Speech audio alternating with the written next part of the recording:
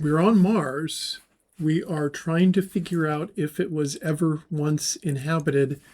How are we going to do it? Well, we're in a good location. There are Noachian sediments that we can look at, we can examine chemically. But to really understand what's going on, to really see if there is signs of previous inhabitation, we need to do complex analysis that is just impossible to do on a rover. Even on the Earth, we have a difficult time with rocks that are that old, understanding if the things we're looking at are signs of ancient life on the Earth where we know there's life. So the solution seems like the only viable solution. We cannot bring our huge, expensive laboratories to Mars. We have to bring Mars to our huge, expensive laboratories here on Earth. We need to go collect samples and bring them back. It's an interesting thing. People sometimes say, why do we need Mars samples when we have Martian meteorites that hit the surface of the Earth all the time, and we have pieces of Mars here that we can study? Pieces of Mars are not good enough. You want the right pieces of Mars that have something that looks like evidence that you want to examine more carefully. That's the hope of the rover. You take a rover like Perseverance, you drive around, you look at different locations, you do the relatively primitive chemistry that you can do and analysis that you can do from the rover. You find something that's promising, you grab it, and then you bring it home. Let's see how this works. Perseverance collects its samples inside of these sort of pen-sized tubes. They're not huge. There's not a huge amount of sample inside there, and you can see what a sample would look like inside one of these tubes. It's a core of rock that has come from a drill. This is actually a drilling site on Mars. You drill a hole and then you shove that sampling tube down into it, and then it collects rocks that look like this. These are actual pictures actually on Mars. This one's not.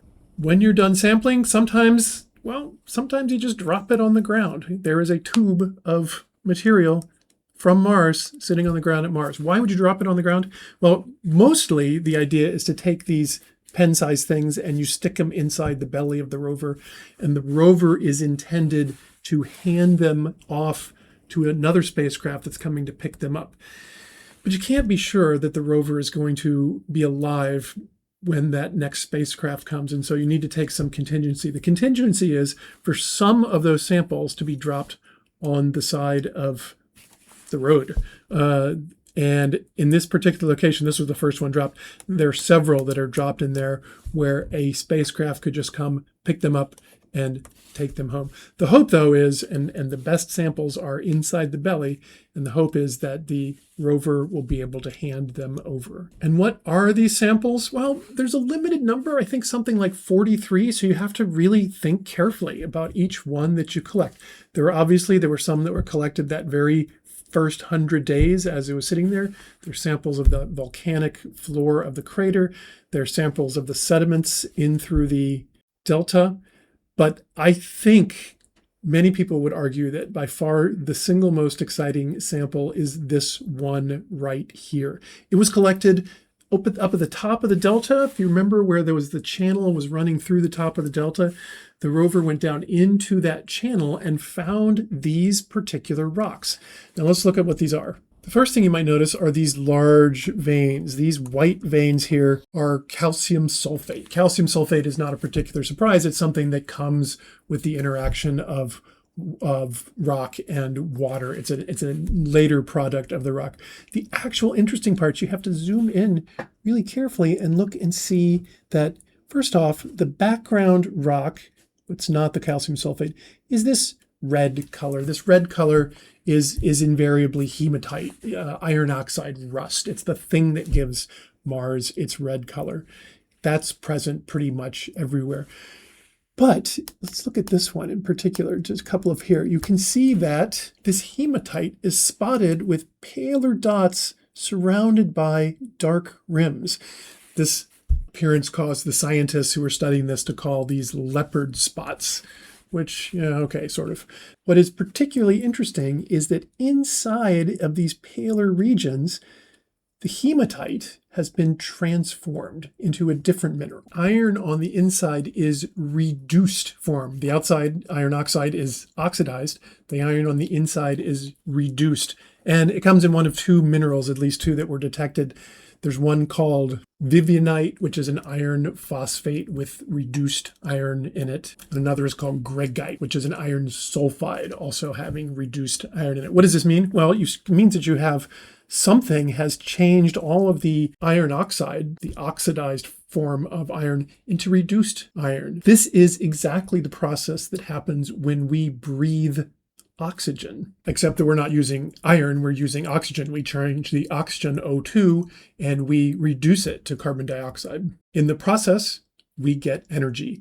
This same process, this exact process that I'm describing here happens on the Earth, and it is frequently mediated by microbes. Microbes will come in, they will, you could say, breathe the iron oxide, even though that sounds weird. They use the iron oxide and extract energy from it by reducing that iron to a different form. We do the same thing by taking the oxygen, reducing it to a different form. To do this, microbes need food, and that food comes in the form of organic matter. This whole region was scanned by one of the instruments on Perseverance and found to have copious organic matter all around. So there is evidence of reduction. There is organic material that could have helped facilitate that reduction and make energy out of it. And there are these dark rims, which are exactly the same thing that we see on terrestrial reduction spots, as they're called, where those microbes are slowly eating their way out and leaving behind a little film at the outside. Pretty exciting stuff. Is it evidence that there were microbes in this place? Certainly not. You would never claim that that was the case. There are abiotic ways to make these reduction spots. You can have that same iron reduction happening just by bringing in the organic material, having energy being released, having nothing to do with biology. But wouldn't you like to know? Well, though, yes, you would. And here's what you would do. You would drill a hole right about here. You would collect a core of this stuff and you would bring it home. And that's, well, at least the first two parts of that are exactly what happened. So we have a sample of this very rock right here, which I think when it comes back is going to be the most sought after rock in the history of humanity. When's it coming back? That one's a little harder to know the answer to. Let me show you the original plan for how to bring the rocks home. And sadly, I can't tell you what the actual plan is going to be, but let me show you the original one first. Here we go. I will let you listen to the dramatic music as it plays. Here's some things we know. Here's sampling, collecting a sample. They don't really show it sticking the belly. And then it looks up. What do you see when you look up? It's a lander. The lander comes and lands pretty close. The rover drives on up, and they're not going to show that part. Oh, they do. Hands it some samples. Have a sample. Thank you very much. It sticks it inside the rocket in this little honeycomb-looking structure. Closes the hatch. Says goodbye. Waves. And this is the crazy part. Watch. Watch. What is that? It looks like a little bomb. I don't know what it is. It is. Look at that go. There it goes. Look, it follows it into space. I don't think it actually really watches it go fly away. Maybe it does. Who knows? And it gets into orbit around Mars. And then, after it's in orbit and safely in orbit, another spacecraft is launched to go get it, that little capsule from orbit. There it is. It finds it. It collects it, seals it up, and that third spaceship now goes back to the Earth. Leaves Mars, goes back to the Earth, pops open the little capsule, and sends it back to the Earth, parachuting down to be collected probably in the Utah desert. And, well, then we'll see what happens. They didn't show the landing in the desert, but we did actually get to see one a few years back when samples from the asteroid Bennu came back and landed in the desert. Maybe that's what this is a picture of. I'm not sure. But you land in the desert, and then you're picked up kept very pristine, and you go to a lab where scientists dress like the scientists from the movie Arrival, apparently, but they really do, because this is a super pristine lab where the samples are carefully examined to make absolute certain there's nothing in them that would contaminate or hurt the Earth. What's the chance that there would be something that would contaminate or hurt the Earth? Something close to approximately 0%. Nonetheless, no chances can be taken. They have to make sure that there is nothing in there that could possibly be contaminant. Once they are considered safe, they are going to be sliced, diced, and sent out. But also, about 60% of the material is going to be archived for later, for instruments that we haven't even invented yet. Same thing happened, for example, with the Apollo moon rocks. There are pristine moon rocks still being analyzed now, which is great because we can do such a much better job analytically than we could have back in the 70s when those rocks came back. Same will be true in 50 years. These will be the Mars samples that come back and are studied for decades to come. They come back, they're sliced and diced. Some of them will look maybe something like this. This looks like a little cemented conglomerate of something or another.